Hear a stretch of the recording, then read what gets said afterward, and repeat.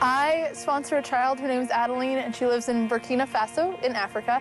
And it is the greatest joy when I open the mailbox and have a letter from her.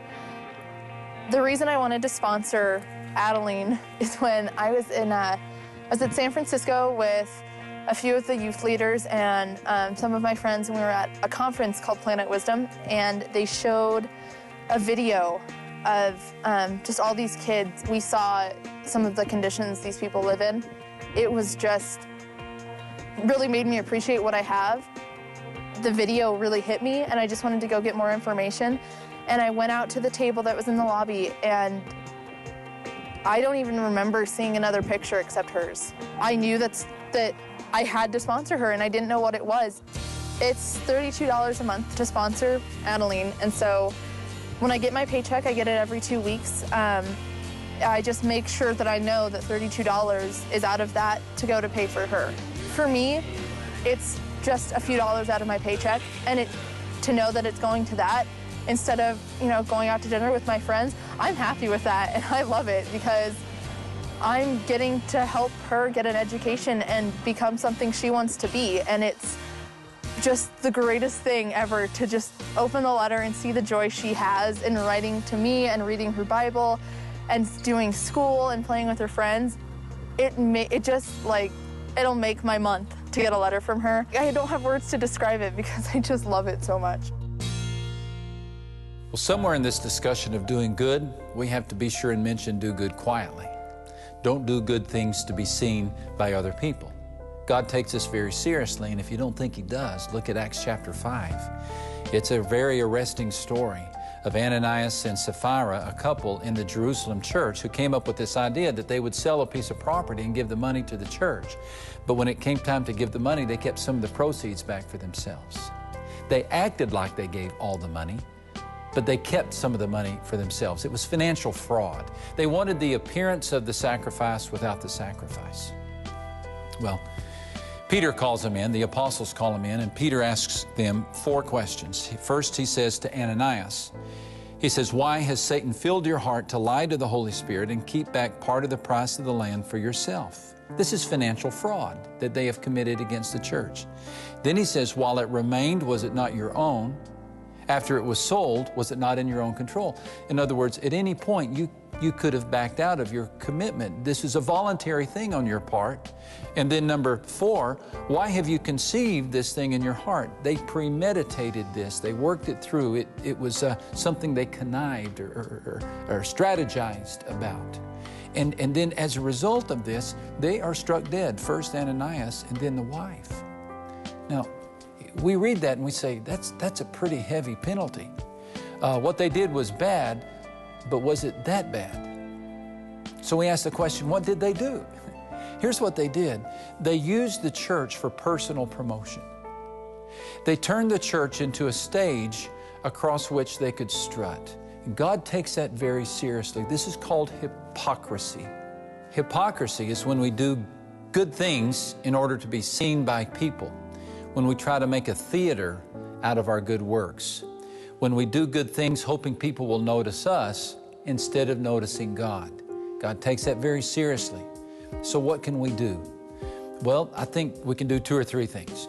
Number 1, we can give our financial gifts in secret. Money brings out the phony within us. We love to be seen making money. We love to be seen giving money. We love to be seen having money. So when it comes to financial gifts, it's really a good practice just to don't let anybody know what you do. Don't let your right hand know what your left hand is doing. And then a follow-up to that is don't expect any credit. And if any credit comes, then give the credit quickly to God. And then if credit doesn't come, you won't be disappointed. Another thing we can do is don't fake spirituality. Don't fake it. Don't use vocabulary that doesn't come from your heart.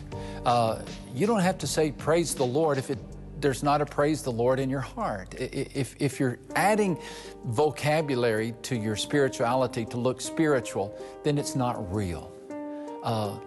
We can try to be too good for our own good, And hypocrisy is something that causes embarrassment to the church. and causes disrespect to God's cause. So let's just be who God calls us to be and do our good things quietly.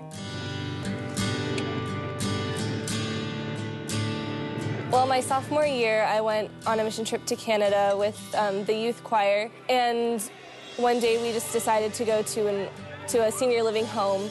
Myself and 2 other friends, we had this idea that we would kind of bring that back home as kind of a continuation of the mission trip, because we knew we didn't want that idea to just die. We really wanted to get something going and make a change in some senior adults' lives here. And we would go once a month. We would sing for the adults there, and then after we sang some songs, we would visit with them. If there was like a special holiday or a special occasion, we would make crafts for them and then bring them, you know, like bookmarks, just kind of little gifts that, you know, that they might not get all the time because they don't always have visitors that come to see them.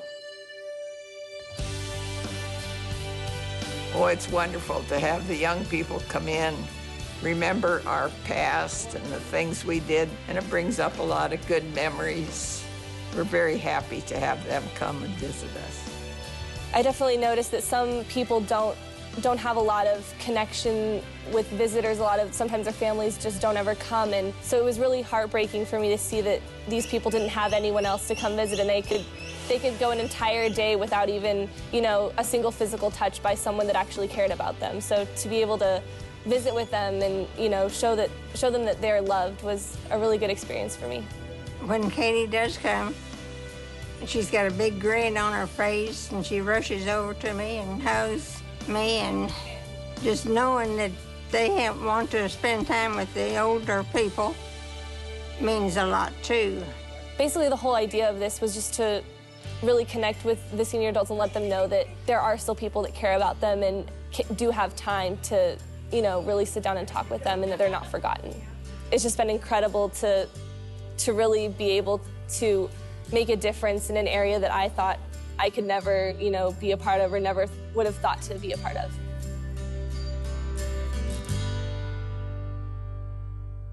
I started volunteering at the Special Olympics about 4 or 5 years ago.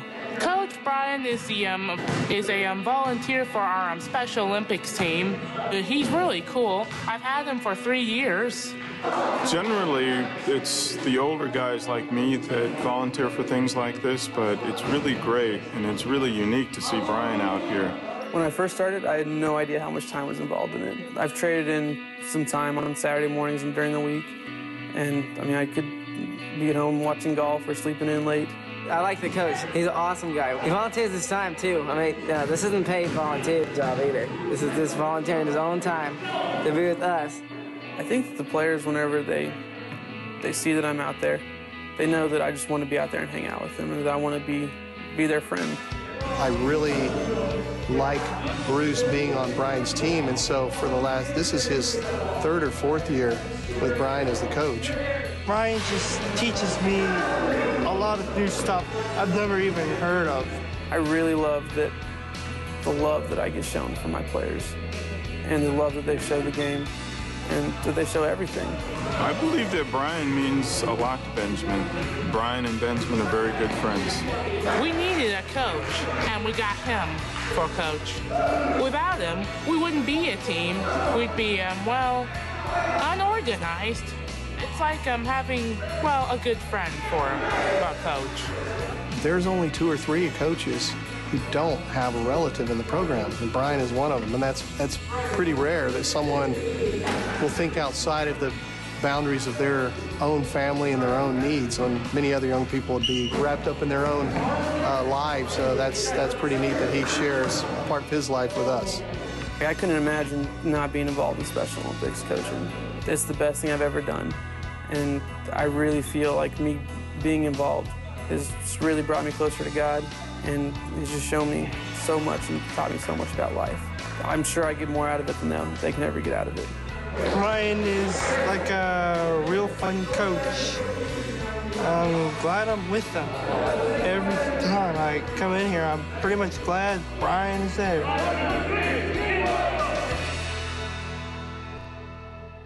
Well, it all boils down to this, that God uses common folk to do uncommon things. The disciples were common. I mean, they were regular guys.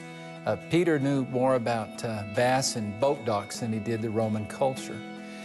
Most of the disciples, if not all of them, had never traveled more than a week from their own hometown. And they weren't the most predictable of guys either. Peter told Jesus to forget the cross. John wanted Jesus to torch a city. When Jesus needed people to pray with him, they slept. When he needed friends, they ran. But after the death, burial, and resurrection of Christ, 6 weeks later, we see these guys literally on fire. And they changed the world. They changed the world. We're common folk like that too. Most of us sit in the bleachers. Most of us aren't the straight A students. Most of us are not selected to lead the organization. We're just common folk. And the big message of the book of Acts is that God can use regular folk like you and like me to literally change the world. There's no indication that Jesus chose his disciples for any other reason except this, that when he said, "Follow me," they said, "I will." What would happen if when Jesus says, "Follow me," we say the same?